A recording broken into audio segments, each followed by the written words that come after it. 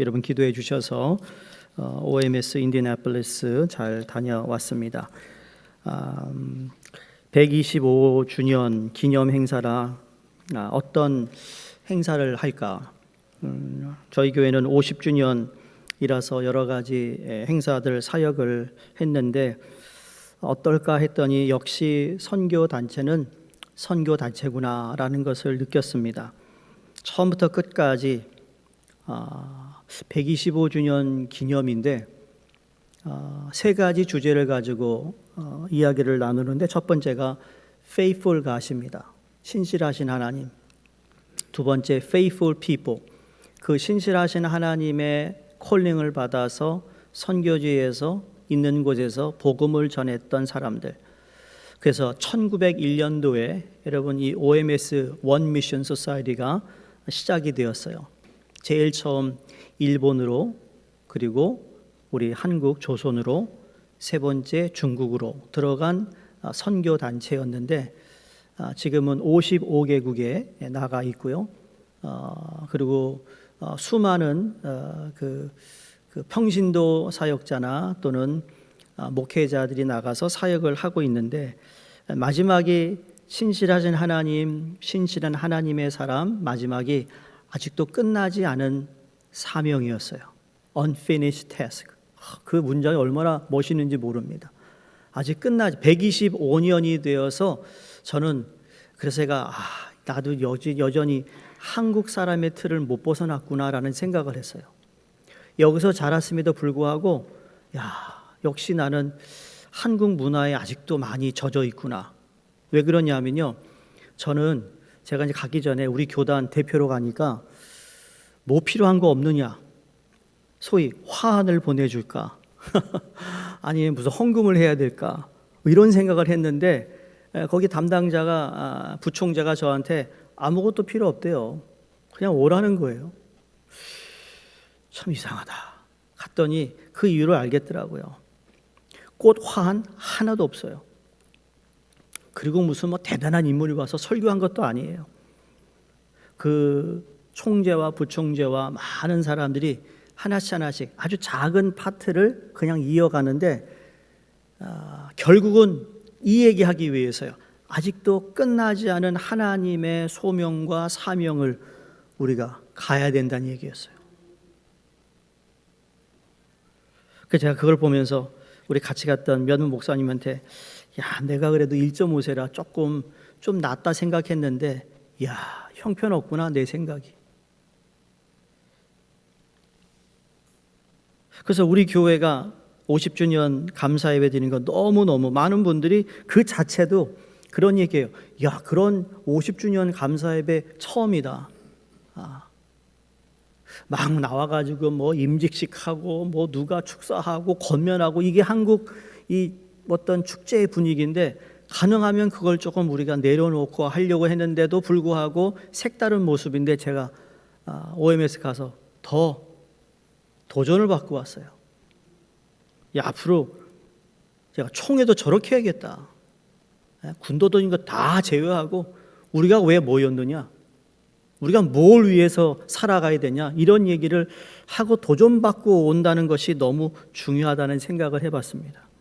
어찌되었던 짧은 기간이었지만 또 저에게 또 보게 하시고 듣게 하신 하나님께 감사드리며 또 여러분의 기도에 감사를 드립니다.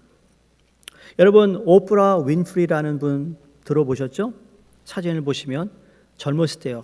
근데 지금은 저렇게 안 생겼는데 지금도 저렇지도 않아요. 더 커지셨어. 근데 오프라 윈프리라는 분 여러분 아시잖아요?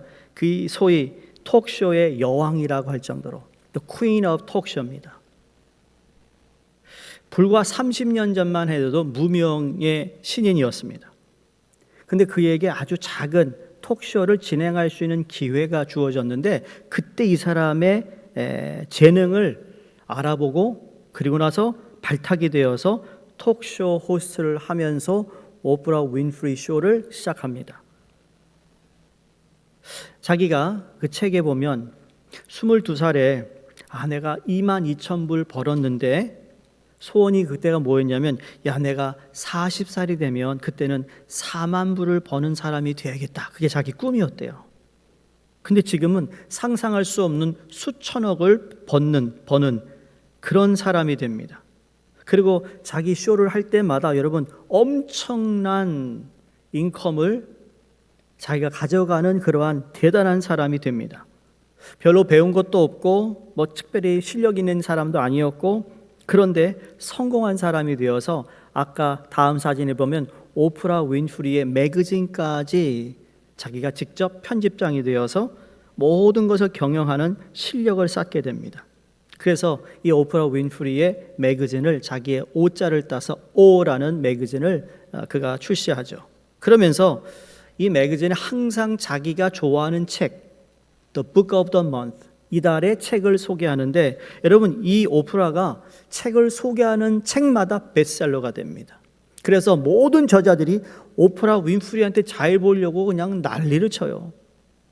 오프라 윈프리 쇼에 가도, 자, 그래서 그 유명한 지금 그 어느 그 톡쇼에 나오는 그 이름 제가 잊어버렸는데 닥터들이 몇 명이 있었어요. 그 사람 유명해진 건 오프라 윈프리 때문이었습니다. 그만큼 수많은 수천만 명이 오프라 윈프리의 쇼를 보고 따라가니까요. 그런데 이 매거진에서 이러한 주제로 다루었던 기사가 있었어요. 그건 뭐냐면 Success, define it for yourself. 자기 스스로 성공의 정의를 내려보라 였습니다. 그러니까 오프라 윈프리의 말로는 자기는 몇 년 전까지만 하더라도 다른 사람이 내린 성공의 정의에 의해서 살아왔다라는 거예요. 세상 사람들이 내린 이것이 성공이라는 정의에 의해서 살아왔는데, 근데 알고 보니까 내가 뜬구름을 잡고 살아왔다라는 걸 깨달았다라는 겁니다. 여러분, 세상 사람들은 성공을 어떻게 정의할까요? 여러분은 어떻게 성공을 정의하죠? 다른 사람 좀 더 많이 가진 것, 다른 사람보다 많이 가지고 있으면 야, 저 사람 성공했어. 다른 사람보다 더 많은 걸 누리고 살면 야, 저 친구 성공했네, 이런 얘기합니다. 다른 사람보다 자, 많은 걸 성취해서 성공한 사람이야 라고 말합니다. 만약 그것이 우리의 성공의 정의라면 이 시간에 여기 앉아 계실 필요가 정말 있을까? 여러분의 성공의 정의는 무엇이고 무엇을 성공으로 정의하고 계신가요? 이 목회자 삶에도 그런 것 같아요. 교회를 좀 크게 하면 성공했다. 그러면 작게 하면 성공 못한 건가? 그러게 좀 싫어요. 좀 큰 교회를 하면은 사람들이 와서 인사를 하고, 그렇지 않은 교회를 하면 그냥 인사하지 않고 지나가고, 그게 싫다니까요. 도대체 뭘 보고 저 사람에게 인사를 하는 걸까? 그냥 그 사람의 사람 자체로 인사할 수 없을까? 그 사람이 가지고 있는 포지션이 아니라 그냥 사람으로서, 하나님이 형상대로 지음받은 사람으로서 우리가 그냥 공손하게 인격적으로 대할 수는 없을까? 왜 그 사람에게 특별한 타이틀이나 그 사람이 성취한 것 때문에 더 내가 허리를 굽히고 인사를 해야 되는 이런 것이 별로 마음에 들지 않죠. 이 오프라 윈프리가 자신의 책에 참 멋있는 말을 했는데 한번 들어보세요. 영어로 먼저 읽습니다. The real success means creating life of meaning through service that fulfills your reasons for being here. 이 말은 뭐죠? 진정한 성공이란 왜 이 땅에 있는가 하는 이유를 충족시키는 봉사를 통해 삶의 의미를 창조하는 것이다 그랬습니다. 쉽게 말해서 내 삶을 통해서 다른 사람을 봉사함을 통해, 그렇죠? 내가 이 땅에 존재하는 것을 안다는 것, 그걸 안다는 것이 성공한 사람의 모습이라는 거예요. 이러한 삶의 사고방식을 갖고 있다는 면에서 우리는 우리 자신의 성공의 정의를 다시 한번 생각해 봐야 되지 않을까 생각을 합니다. 오늘 이제 2부 예배 때 졸업 예배이기 때문에 우리 자녀들에게 제가 이 말을 꼭 하고 싶은 거예요. 열심히 공부하는데 성공을 위해 그 성공의 정의가 무엇이냐는 거죠. 만약 예수 믿는 사람들이 올바른 성공의 정의를 갖고 있다면 아마 우리 주위에 큰 영향력을 발휘할 수 있다고 믿습니다. 근데 우리 모두에게 중요한 것은 하나님은 성공을 어떻게 정의하고 있느냐라는 거예요. 오프라 윈프리가 아무리 영향력이 있고 아무리 멋있는 이야기를 해도 그냥 그 여인의 말뿐이에요. 참 고상하고 멋있어요. 그러나 하나님은 성공을 무엇이라고 하는가? What does God says about success? 여러분, 성공하고 싶지 않은 사람이 어디 있겠어요? 자, 오늘 본문을 보시면 하나님은 여호수아에게 성공의 비밀을 확실하게 가르쳐주고 있는 말씀이라고 생각합니다. 하나님이 이스라엘 백성을 출애굽시키고 40년 동안 광야에서 이들이 어떻게 하죠? 하나님의 인도하심에 불순종합니다. 반항합니다. 그리고 1세대들은 그 강류에서 다 죽고 2세대들이 이제 갈렙과 여호수아의 인도에 따라 가나안 땅으로 들어가게 됩니다. 이들은 요단강 앞에서 가나안 땅을 가기 위해 준비하고 있는 배경이 오늘 본문 말씀인데, 그때 이스라엘 백성들의 마음이 어떠했을까요? 분명히 그들은 기뻤을 겁니다. 왜? 저 요단강만 건너면 하나님의 약속의 가나안 땅이 들어가니까. 얼마나 감격스러웠을까. 마침내 하나님께서 준비하신 약속의 땅으로 들어간다는 것, 감격과 흥분으로 가득 차 있었을 것입니다. 근데 또 다른 한편의 감정이 있다면 그것은 두려움이었을 거라는 거죠. 그 두려움이 있다는 걸 아시고 오늘 1장 6절, 7절, 8절에 하나님은 계속 두려워하지 말라라고 말씀하고 있어요. 마치 예수님이 십자가에 달려 죽으시고 부활하신 후에 예수님이 시신이 무덤에서 사라졌다는 이야기를 하고 들었을 때, 여러분, 예수님의 제자들이 방에 숨어 있고 두려워하는 그들 앞에 나타나셔서 처음 하셨던 말씀이 뭐죠? 두려워하지 말라, 내가 너에게 평강을 주노라였어요. 그러니까 하나님이든 예수님이든 성령님이든 우리 가운데 두려운 마음을 가지고 있다는 것을 알고 계셨다라는 말씀이에요. 여러분, 처음 미국 오셨을 때 얼마나 감격스러웠어요. 그렇죠? 한국 떠날 때 친구들에게 그래도 말은 나 미국 간다. 메롱만 안 했지 나 미국 간다 그러고 왔어요. 근데 미국에 딱 도착하니까 이미그레이션 앞에 섰는데 두려운 마음이 오는 거예요. 영어도 못하는데 뭐라고 그러지, 저 사람이 뭐라고 그러지, 뭐라고 말해야 되지, 그 두려움이 있는 거예요. 졸업을 했어요. 야, 기쁘다. 근데 졸업 후에 이제 대학을 진학해야 되고 취직을 해야 되고, 그리고 그 다음 초등학교는 중학교로, 중학교는 고등학교로, 졸업해서 야, 졸업했으니 다행이다. 그런데 또 진학을 해야 생각하면 두려운 거예요. 야, 이제 finally 내가 이렇게 열심히 일해가지고 내 비즈니스를 이제 내가 시작하는데, 야, 내 걸 한다니까 너무 기쁘고 감탄이 있는 거예요. 야, 정말 좋다. 근데 그 오프닝 데이에 사람이 와야 될 텐데 안 오면 어떡하지? 두려움이 있어요, 없어요? 있어요. 두 가지라는 거예요, 우리 마음속에. 마찬가지로 이스라엘 백성들 역시 이러한 믹스 필링이 있었을 거라는 겁니다. 기억하세요. 민수기에 보시면 모세가 각 지파에서 한 사람씩 뽑아 12명의 정탐꾼을 가나안 땅에 보냅니다. 그리고 그들이 돌아와서 보고하는데 여호수아와 갈렙을 제외한 10명이 두려움에 쌓인 말을 합니다. 그들에 비하면 우리는 메뚜기와 같습니다. 우리는 그들의 밥입니다 라고 보고했던 것을 기억하고 있을 겁니다. 막상 가나안 땅을 들어가는 이들에게 하나님은 한 번도 아닌 3번씩이나 오늘 본문에 너희는 마음을 강하게 하고 담대하라라고 이야기합니다. 생각해 보세요. 하나님의 능력을 모세를 통하여 보고만 있었던 여호수아입니다. 그의 계승자가 된 여호수아의 마음을 상상해 보세요. 내가 이 많은 백성을 어찌할까, 어떻게 인도할 것인가에 사로잡힌 그의 모습을 우리가 대략 그려볼 수 있지 않습니까? 그러한 가운데 있는 여호수아에게 하나님께서 오늘 본문 마음을 강하게 하고 담대히 하고 이 율법책을 내 입에서 떠나지 말게 하며 주야로 그것을 묵상하여 그 가운데 기록된 대로 지켜 행하라. 그리하면 내 길이 평탄하리라, 형통하리라. 이 두 가지예요. 우리는 평탄을 원하고 그 다음에 형통을 원하는데, 그러나 그것을 우리가 누리기 위해서는 그 전제에 뭐예요? 두려움이 있어도 두려워하지 마. 근데 그 두려움을 다스릴 수 있는 게 뭐라고요? 하나님이 우리에게 주신 말씀이고 그 말씀에 순종하면 너는 그 길을 가게 될 거라는 말씀이라는 거예요. 하나님이 이제 가나안 땅에 들어가는 여호수아와 이스라엘 백성들에게 이렇게 말씀하지 않았어요. 야, 지금 최고의 무기를 만들어라. 최고의 창과 무기를 만들라 말씀하지 않습니다. 아니면 하나님 여호수아에게 너는 훌륭한 장군이니까 좋은 전략을 한번 세워봐. 너희 숫자로는 싸움이 안 되니까 더 많은 군인들을 모집해서 그 다음에 훈련시켜서 들어가는 거야. 이렇게 말씀하지 않았어요.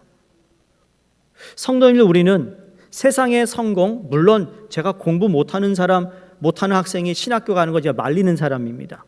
너에게 주어진 학업을 제대로 안 하면서 신학교 간다고 가지 마. 내가 그럽니다.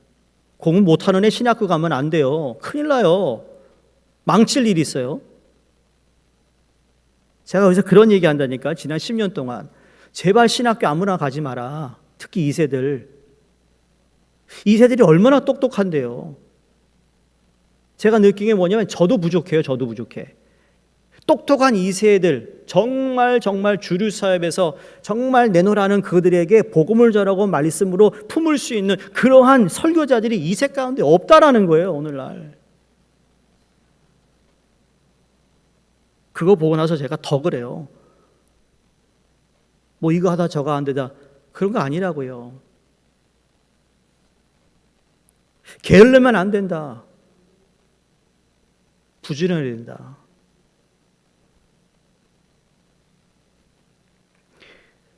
하물며 우리가 우리 자녀들이 성공하기를 원하는데, 물론 세상의 방법대로 성공해요. 성공했을 거예요. 잘 나가는 2세들은 있으니까. 그런데 그보다 더 중요한 것이 하나님의 말씀으로 순종해야만 하나님이 인정하는 성공의 삶을 산다는 거예요. 그게 중요한 거예요. 지금 전쟁에 들어가는데 하나님 여호수아에게 너 다른 일 하려고 하지 마. 내 말을 묵상해라 말하고 있습니다. 어떻게 보면 이 말은 기가 막힌 말입니다. 말도 안 되는 말이에요. 전쟁에 임해야 할 장군에게 세상 말로 하면 헛소리 하고 계신 거죠. 엉뚱한 이야기를 하고 계신 거나 마찬가지입니다. 전쟁에 필요한 것이 무엇이죠? 여러분, 전쟁에 필요한 건 무기입니다. 그리고 전략입니다. 옛날에는, 옛날 전쟁은 솔직히 군인만 많으면 이겼어요. 그냥 막 100명에 10,000명 하면 10,000명에 당연히 이기겠죠. 그리고 옛날 전쟁은 이런 계곡에서 싸우지 않았어요. 그냥 큰 넓은 필드에서 거기서 그냥 무식했어요, 정말. 오늘날은 그렇게 전쟁 안 하잖아요. 오늘 어떻게 전쟁하죠? 조이스틱으로. 사람이 타지도 않는 무인 드론으로 공격해서 이기고 지는 거예요. 그러니까 전략인 거죠. 그러니까 정말 필요한 것은 무기고 사람이고 전략인 거예요. 이 세 가지가 완비되었을 때 전쟁에 이기는 것인데, 하나님은 여호수아야, 율법책을 내 입에서 떠나게 하지 말고 주야로 그것을 묵상하여 그 가운데 기록한 대로 다 지켜 행하라. 그리하면 내 길이 평탄하게 될 것이라 내가 형통하리라. 상식에서 어긋난 이야기를 하고 계신 거예요. 상식을 초월하시는 하나님, 여러분, 그 하나님을 우리가 믿을 수 있어야 된다는 겁니다. 여러분, 여호수아 6장에 가시면 그 유명한 여리고 성 사건을 기억하실 거예요. 하나님께서 여리고 성을 정말 그들이, 지금도 성지순례 가면 여리고 땅을 갑니다. 여리고 성이 있었던 것, 고대에 처음으로 건설된 큰 도시라고 고고학자들이 지금도 말하고 있습니다. 그 어느 도시도 이렇게 오래된 도시가 없었고, 그 옛날에 어떻게 이러한 성을 짓고 살 수 있었을까? 그리고 그들이 쌓았던 성벽이 얼마나 두꺼운지 이건 아무도 상상할 수 없는 전쟁이었습니다. 그런데 그거를 무너뜨리기 위해서 아주 그냥 강한 망치를 만들어라, 아니면 뭔가를 만들라 하지 않았어요. 하나님이 여전히 똑같은 말씀하셨어요. 그 하나님의 말씀이 그때도 그랬고 오늘도 그렇고 내일도 그렇고 똑같은 말씀이라는 거죠. 오늘도 우리에게 두려워하지 마, 담대하라, 율법책을 너 입에서 떠나게 하지 말고 주야로 묵상하여 내게 너에게 준 모든 것을 다 지켜 행하라. 그리하면 네가 평탄한 길, 형통이 무엇인지를 경험하게 될 것이라는 거예요. 여러분, 여리고성을 빙빙 돈다고 그것이 무너지나요? 말도 안 되는 얘기잖아요. 그런데 하나님은 여호수아에게 6절에서 8절 말씀한 것을 확인시키기 위해 너는 내 말만 들으면, 내 말에 순종하면 평탄과 형통이 올 것이다. 그런데요, 여호수아가 참 믿음의 사람은 때로는 미련하다 생각이 들어요. 여러분, 하나님이 아브라함에게 야, 네 이삭을 바쳐라.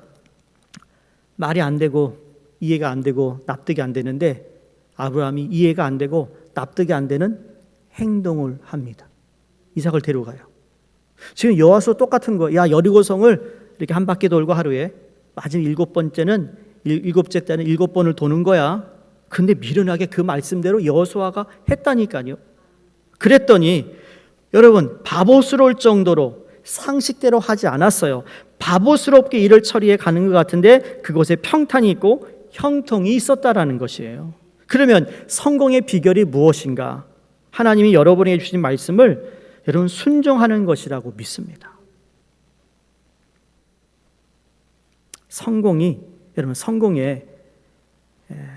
우리는 뭘 통하여 성공한다. 이게 성공의 어떤 목적을 가지고 있는데 아니요. 여러분, 성공을 주시는 건 성공이 목적이 아니에요. 우리의 목적은 나에게 주신 소명을 잘 이루어가는 거예요. 돈을 왜 번다고요? 왜 돈을 많이 벌어야 되죠? 돈이 목적이 아니에요. 돈 많이 벌어서 하나님 일에 귀하게 쓰임받기 위한 것이 더 중요한 거예요. 그게 목적인 거예요. 우리 아이들이 왜 공부를 잘해야 된다고 하세요? 공부를 잘함을 통하여 성공을 얘기하는 게 아니에요. 공부를 잘하여 하나님께서 부르신 그들의 은사와 재능을 발견하여 잘 주님께 쓰임받기 위해서 공부도 잘하는 거예요. 이걸 놓치면 우리 자녀는 신앙도 잃고 다 잃어요. 죄송해요. 우리 2세들이 부모에 대한 존경이 있어요. 근데 본인들이 부모보다 훨씬 더 이성적이고 논리적이고 똑똑하다고 생각해요. 그래서 어느 순간 가면 엄마 아빠 말이 안 맥혀요. 왜? 엄마 아빠 모른다는 거예요. 기분 상한 일이죠. 10명 중에 8명은 다 그래요. 그러니 인성, 성품 이걸 어디서 아이들이 배워야 하냐고요. 바쁜 이민생활에 앉혀놓고 가르치나요? 아니요. 내가 신앙으로 살고 말씀으로 살고 아이가 말씀을 통하여 성장할 수 있는 기회를 주는 것이 성공이라는 거예요.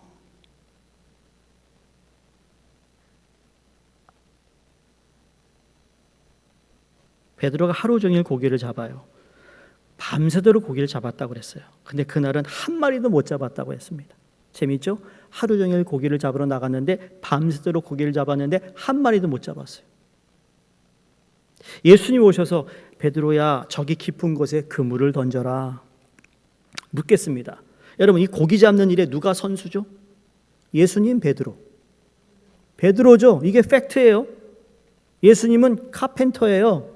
카펜터가 와가지고 야 베드로 저기다 그물 던져야지 이러면 말을 들을 사람이 있어요? 여러분이 내일에서 나가는 그래도 뭐라 그래야 그거 뭐예요? 정말 제일 잘한다고 자부심을 가지고 있어. 내 가게에서는 나를 따라올 사람이 없어. 그래가지고 이런 거는 이렇게 하고 이렇게 처리해야 되는 거 다 알고 있어요. 근데 누가 와가지고 그거 그렇게 하는 거 아니지. 만약에 목사가 가지고 집사님 그러면 아니죠. 이거 해야 되는 거 아니에요? 그러면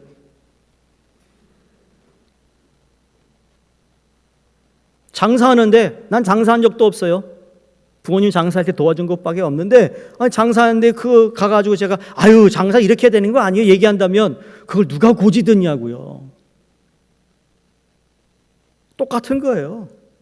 베드로가 어부 출신 굵은 정말 여기 베테랑인데 근데 베드로가 뭐라고 그러죠? 고기를 잡는데 둘째라면 서러울 어부가 베드로인데 베드로야 저 깊은 곳에 그물을 던져봐. 베드로가 지금 무슨 말씀하고 있어요? 근데 베드로가 이런 말은 해요. 제가 밤새도록 수고했습니다. 그런데 주의 말씀을 의지하여 내가 그물을 던지겠습니다. 맞아요. 팩트는 그건데 그러나 말씀하셨기에 내리겠습니다였습니다. 이게 성공의 비밀이라는 거예요. 현실을 보니까 이게 팩트인데 주님이 우리 마음속에 감동을 주세요. 말씀을 통해 기도하는 가운데 그럼에도 불구하고 너 이렇게 해봐. 여러분 거기에 순종하면 남이 할 수 없는, 남이 따라올 수 없는 뭔가를 나는 지금 창출해내고 있는 거예요. 그게 하나님의 방법이라는 거죠.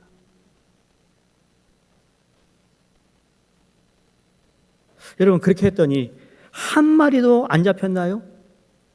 성경에 보니까 그물이 찢어지도록 고기가 잡혔다고 성경이 기록하고 있습니다. 상식에 어긋난 일입니까? 안 어긋난 일입니까? 베드로는 어부고 예수님은 목수입니다. 목수인 예수님이 어부에게 그물을 던지라고 말씀하고 있어요. 우리의 상식으로 어긋난 말이라니까요. 근데 그 상식에 어긋난 말에 순종해요. 성경에는 상식에 어긋나라고 생각되는 것을 다 순종한 사람에게 하나님의 형통과 평탄한 길을 허락하시더라는 거죠.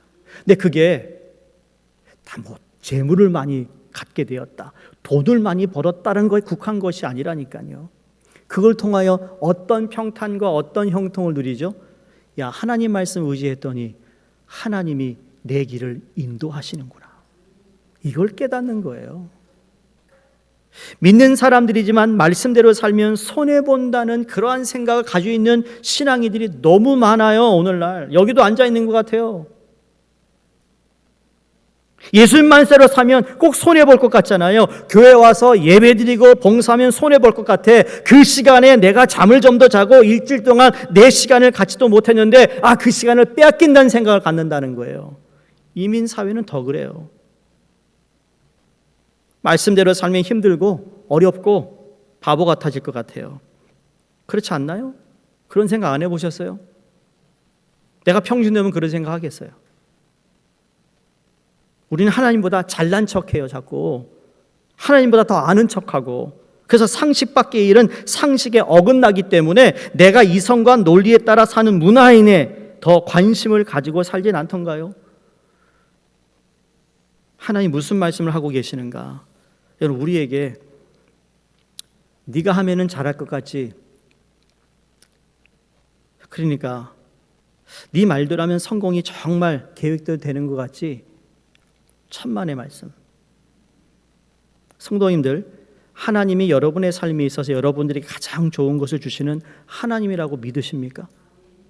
진짜 믿으세요? 그걸 믿는다면 오늘부터 여러분 신앙생활의 자세는 달라져야 되는 거 아세요? 그 믿음이 없으시면 하나님 말씀대로 살 수 없어요. 왜? 하나님 나에게 가장 좋은 걸 주시는 분이라고 믿지 못하기 때문에 내가 드려지는 시간, 내가 하는 봉사하는 이것이 다 믿지는 장사인데 이렇게 생각한다는 거예요. 하는 말씀대로 살면 성공 못할 것 같아요. 실패할 것 같은 믿음이 있는 사람은요 망해요. 왜? 그런 믿음이 있으니까. 내가 하나님 말씀대로 살면 성공하지 못하고 실패할 것 같으니까 그것도 믿음인 거예요. 잘못된 믿음이지. 근데 그것도 믿음이라니까요. 하나님 안 믿고 자기 자신을 믿는 믿음 말이에요. 성도님들, 하나님 말씀대로 살면 성공합니다. 지금은 손해보는 것 같고, 지금은 어렵고, 지금은 힘들고, 지금은 성공하지 못할지라도 그런 사람들은 어떻게 될까? 결국은 마지막 성공합니다. 하나님은 우리를 힘들게 하려고 이런 말씀하는 게 아닙니다. 나의 하나님은 나에게 가장 좋은 것을 주시는 분이다라는 것을 믿으시면, 그래서 그 믿음을 가지고 주님이 주시는 말씀 앞에 우리가 순종할 때 우리는 생각지 못한 성공이라는 것을 경험하게 되는 줄로 믿습니다. 강준민 목사님 9월에 저희 50주년 집회 강사님 오시는 분이 오래전에 쓴 책에 형통의 원리를 상속하라라는 책에 보면 그분의 첫 번째 그 주제가 성경적 형통의 비결을 얘기합니다. 그분은 하나님께서 원하시는 형통은 단순한 세속적 성공이 아니라 하나님의 방법으로 하나님의 뜻을 이루는 삶이라고 강조합니다. 그러니까 여러분의 성공의 척도를 지금 결정하는 게 아니라는 거예요. 내가 지금 뭔가 잘 됐다고 성공했다 그냥 목에 힘주고 그게 아니라 실패했고 성공했고 그 척도는 지금 결정되는 게 아니라는 거죠. 여러분, 여호수아가 이끄는 백성들이 가나안 땅을 하나님의 말씀에 순종했다고 하루아침에 정복했나요? 아니요. 수십 년이 걸렸어요. 오랜 시간이 걸렸다니까요. 그러니까 우리가 크고 위대하고 거대한 것에 초점을 맞추기보다는 우리는 영원한 것에 초점을 맞추어 살아가는데, 그 영원한 것에 초점을 맞추러 살아갈 때 하나님의 말씀 하나하나 순종하는 삶을 우리가 살아가는 것을 배우는 것이 바로 성공이라는 거예요. 말씀을 마무리합니다. 서론에 원 미션 소사이티, 우리 한국의 선교사를 아펜젤로와 그 다음에 언더우드 선교사님 다음으로 무명의 선교사님이 와서 복음을 전했어요. 125년이 지난 오늘 그들은 125년 전에 가졌던 그 열정과 헌신과 소명을 지금도 이야기하고 있어요. 그분들의 이 선교의 성공은 과거형도 아니요, 현재형도 아니요, 미래형도 아닌 거예요.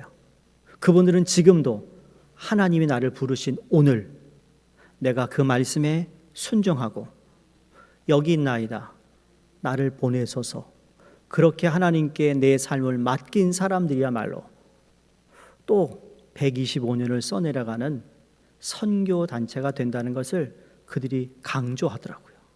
아직 끝나지 않은 하나님의 일이 있다라는 거예요. 거기에 우리가 부름을 받아 쓰임 받고 있다면, 순종한다면 그 삶이 성공이라는 거예요. 성도님들, 이민생활 20년, 30년, 40년, 50년 이상 지금까지 온 것 맞아요. 하나님의 은혜로 이만큼 살게 됐는데 그걸 우리가 성공이라 얘기하지 말고 하나님 앞에 내가 쓰임받고 앞으로도 쓰임받을 그 삶을 위해 하나님, 내가 순종합니다, 믿습니다, 이런 그 마음으로. 그래서 그 성공이라는 정의가 나에서 끝나는 게 아니라 내 자녀에게도 이어지고 그 후손에게 이어지는 축복을 우리 모두가 누릴 수 있기를 주의 이름으로 축원드립니다. 하나님 아버지, 감사합니다. 하나님의 자녀에게 좋은 것을 주고 싶어 하시는 부모의 마음처럼 하나님의 마음은 그 이상임을 기억하게 하여 주시옵소서. 나를 겸손케 하시고 힘들고 어렵더라도 하나님의 말씀을 순종하며 손해를 보고 억울한 것 같지만 하나님 때문에 영원한 것에 우리의 삶을 헌신하고 드릴 수 있는 우리 삶이 되게 해 주시옵소서. 우리에게 오늘도 하나님의 말씀으로 순종하며 나아가기를 원하시는 주님의 말씀 앞에 하나님, 세상의 정의의 성공이 아닌 하나님의 정의의 성공을 위해 살아가는 저희 모두가 되도록 축복해 주시옵소서. 예수님 이름으로 기도드리옵나이다. 아멘.